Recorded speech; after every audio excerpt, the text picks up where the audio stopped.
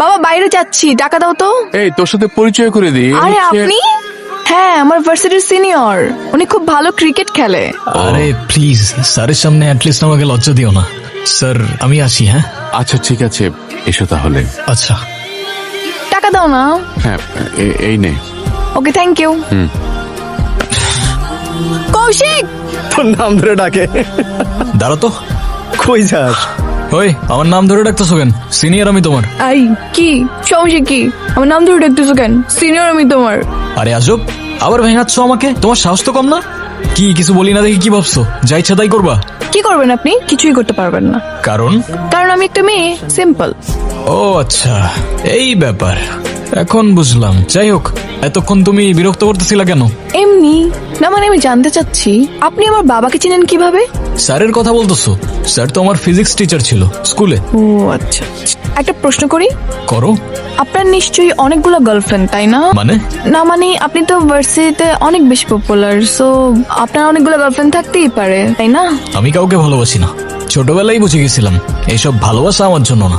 যদি বলতেই হয় আমার একমাত্র ভালোবাসা আমার ব্যাট। ছোটবেলায় বুঝে গিয়েছিলেন বলতে? এটা বলা যাবে না, পার্সোনাল। বলেন বলেন। আচ্ছা ঠিক আছে, বলতে পারি, কিন্তু হাসবা না তো? আচ্ছা ঠিক আছে, হাসবো না। শিওর? প্রমিস?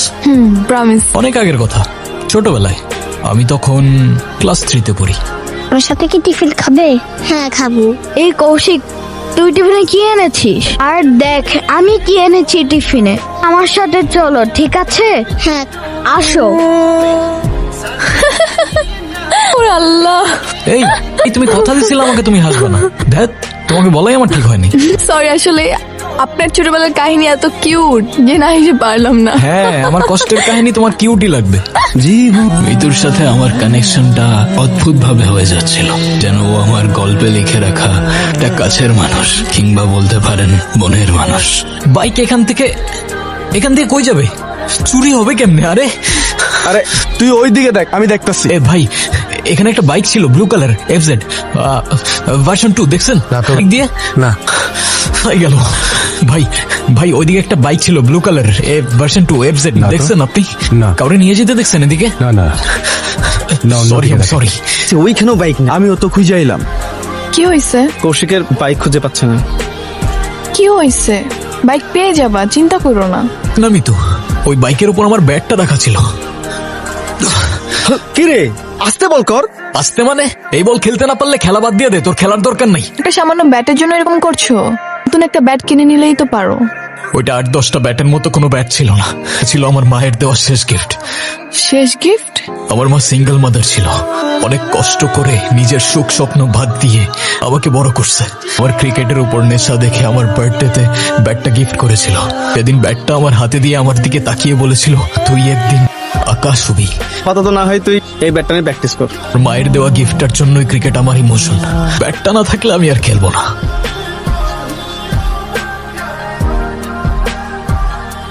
হ্যাঁ ইউ, এই বাইক তো আমাদের, আপনি কোথায় পেলেন? লাইসেন্স আছে, কাগজপত্র প্রমাণ আছে কিছু? কি হলো, দেখাও সবকিছু, তারপর নিয়ে যাও বাইক।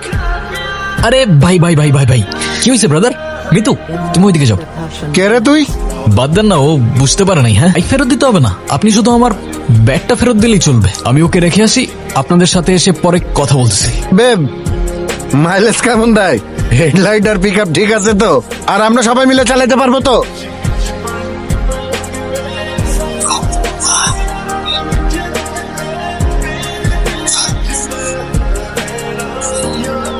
তুমি কি আমাকে ভালোবাসো? আমি? হ্যাঁ, কেন বাসো না?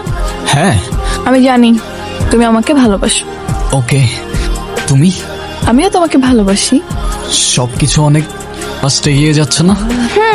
বুঝতে তো হবেই, আমাদের কি সে বয়স আছে নাকি? কিন্তু আমি তো ভাবছি অন্য কিছু। কি ভাবছো? তুমি বাবাকে বিয়ের কথা বলো। কি হয়েছে রফিক? আর বললেন না, এই ছেলে বলতেছে সে নাকি আমার মেয়েকে ভালোবাসে। শুধু আমি না, আপনার মেয়েও আমাকে ভালোবাসে। হ্যাঁ বাবা, আমিও ভালোবাসি। আচ্ছা ঠিক আছে, ভালোবাসো, ঠিক আছে। এইভাবে বেয়াদবের মতন একজন বাবার কাছে তার মেয়ের বিয়ের সম্পর্কে বলাটা তোমার মোটেও ঠিক হয়নি। কি করো তুমি? অনার্স কমপ্লিট করলাম স্যার। আর্টস কমপ্লিট করেছো, চাকরি বাকরি কিছু করো? না স্যার, চাকরি বাকরি কিছু করি না, দরকার হলে আমরা একবেলা খেয়ে থাকবো। বাহ, এক বেলা খেয়ে থাকবে। কোনো আইডিয়া আছে যে আমরা বাবারা মেয়েদেরকে কত যত্ন করে বড় করি? হ্যাঁ? ওর পেছনে হাজার হাজার টাকা খরচ হয়েছে, তুমি কি পারবে সেই টাকা খরচ করতে?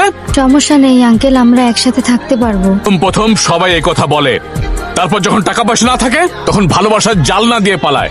আমরা আমাদের মেয়েদেরকে কত কষ্ট করে মানুষ করি, তাদেরকে পড়ালেখা শিখিয়ে তাদেরকে মানুষ করি, আর তোমাদের মতো বেকার ছেলেরা এসে আমার মেয়েকে চাইবে আর আমরা দিয়ে দিব। যাও যাও এখান থেকে। কে কি করে তাড়াতে হয় সে ব্যবস্থা আমার জানা আছে। যাও এখান থেকে। ওকে কি করে নিয়ে যেতে হয় আমার ভালো করে জানা আছে। আজকাল তো ভালো চাকরি ছাড়া মেয়ের বাবারা মেয়ে দিতে চায় না। জি স্যার, আপনি ঠিকই বলেছেন। আচ্ছা, কি যেন বলতে চাইছিল আমাকে? না স্যার, তেমন কিছু না। বাবাকে বলছো বিয়ের কথা? বাবা কি বলছে, রাজি হয়েছে? কিছুই বলি নাই আমি। উনি তোমার জন্য আমার মতো কোনো বেকার ছেলে চায় না মিতু। ভালো কোনো চাকরি না করলে উনি কখনোই মানবে না। তো এটা তো স্বাভাবিক, তাই না? আমি বুঝতে পারতেছি না, জানি না আর কি করব। ক্রিকেটের বাইরে তো কখনো কিছু ভাবি নাই আমি। তোমাকে আমার কিছু বলার নেই, থাকো তুমি, আমি গেলাম।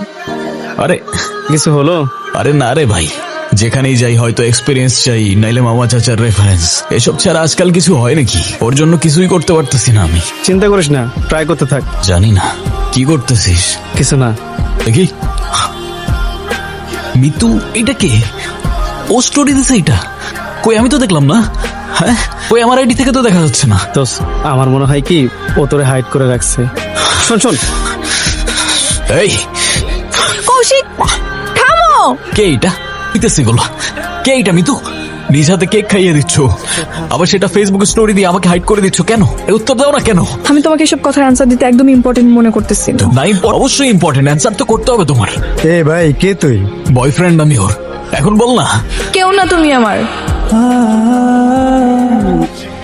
মিতু, মিতু আমার কথা আছে তোমার সাথে, কথা আছে তোমার সাথে। কি প্রবলেম কি? ওই দিনের পর আমি ডিসিশন নিয়ে ফেলেছি। এত ইজিলি? তো আমি কি করব? তুমি যখন আমার জন্য কিছু করতে পারবাই না, তখন আমি তোমার জন্য কেন কষ্ট করতে যাব? মানে তুমি এতটাই শিওর যে আমি তোমার জন্য কিছুই করার চেষ্টা করি নাই? এত কথা বাড়ানোর কোনো মানে নেই। যাও। মানে? এক সেকেন্ড, আমি চলে যাচ্ছি।